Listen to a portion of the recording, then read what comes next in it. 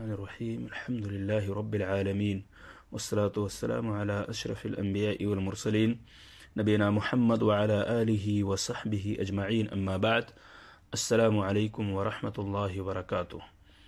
معزز سامعین کرام، گزشتہ دروس میں ہم نے نماز کی اہمیت کے تعلق سے بہت ساری باتیں سماعت فرمائی ہیں۔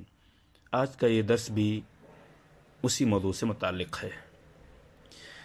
صاحب کتاب نے مسئلہ نمبر 13 کے تحت اس لمبی حدیث کا ایک ٹکڑا ذکر کیا ہے جو حضرت سمرہ ابن جندب سے مروی ہے، اور یہاں بالکل مختصر انداز میں انہوں نے ذکر کیا ہے۔ یہ روایت بخاری کے اندر موجود ہے۔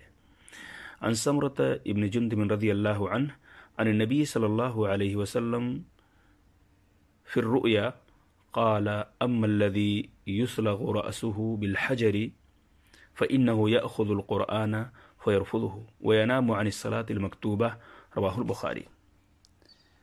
معزز سامعین، یہ بات ایک بڑی مطول حدیث کے اندر موجود ہے، اور وہ کچھ اس طرح ہے کہ اللہ کے رسول صلی اللہ علیہ وسلم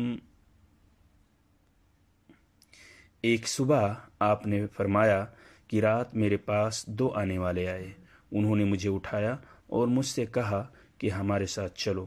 میں ان کے ساتھ چل دیا۔ پھر ہم ایک لیٹے ہوئے شخص کے پاس آئے جس کے پاس ایک دوسرا شخص پتھر لیے کھڑا تھا، اور وہ پتھر لیے کھڑا شخص اس لیٹے ہوئے شخص کے سر پر پتھر پھینک کر مارتا تو اس کا سر اس پتھر سے پھٹ جاتا، پتھر لڑک کر دور چلا جاتا، لیکن وہ شخص پتھر کے پیچھے جاتا اور اسے اٹھا لاتا، اور اس لیٹے ہوئے شخص تک پہنچنے سے پہلے ہی اس کا پھٹا ہوا سر ٹھیک ہو جاتا، جیسا کہ پہلے تھا بالکل اسی طرح ہو جاتا۔ کھڑا شخص پھر اسی پتھر کو اس کے سر پر مارتا اور وہی صورتیں پیش آتی جو پہلے آئی تھیں۔ حضرت صلی اللہ علیہ وسلم نے فرمایا کہ میں نے ان دونوں سے پوچھا کہ سبحان اللہ، یہ دونوں کون ہیں؟ تو اس روایت کے اندر جو چیز ذکر کی گئی ہے کہ اللہ کے رسول صلی اللہ علیہ وسلم سے یہ چیز بتائی گئی، اما الذی یسلغ رأسہ، کہ جو شخص قرآن یاد کر کے بھلا دیتا ہے۔ ویسے یہ اس حدیث سے اندر بہت ساری چیزیں ہیں۔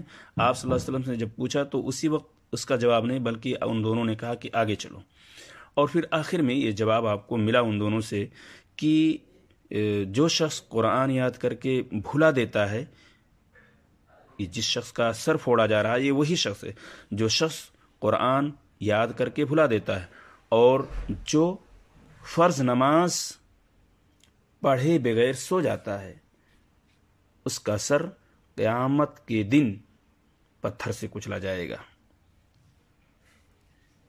معزز سامعین کرام، یہ روایت ہمیں یہ بتلاتی ہے، اس حدیث سے ہمیں یہ پتہ چلتا ہے کہ یقیناً نماز سے غفلت بہت بری بلا ہے، بہت بھیانک جرم ہے، اور اس کی سزا اللہ تعالیٰ نے اس طرح متعین کر رکھی ہے۔ تو اس سے ہمیں پتہ چلتا ہے کہ نماز کی کس قدر اہمیت ہے، اور نماز کی پابندی کرنے والا شخص کس طرح ان سارے عذابوں سے چھٹکارا پا جاتا ہے، اور نہ کرنے والے کے لیے اس طرح بھیانک جرم اور بھیانک عذاب اس کے لیے اللہ تعالیٰ نے متعین کر رکھا ہے۔ اللہ تبارک تعالیٰ ہمیں اور آپ کو نماز پہ مداومت کرنے اور اس سے محبت کرنے کی توفیق عطا فرمائے۔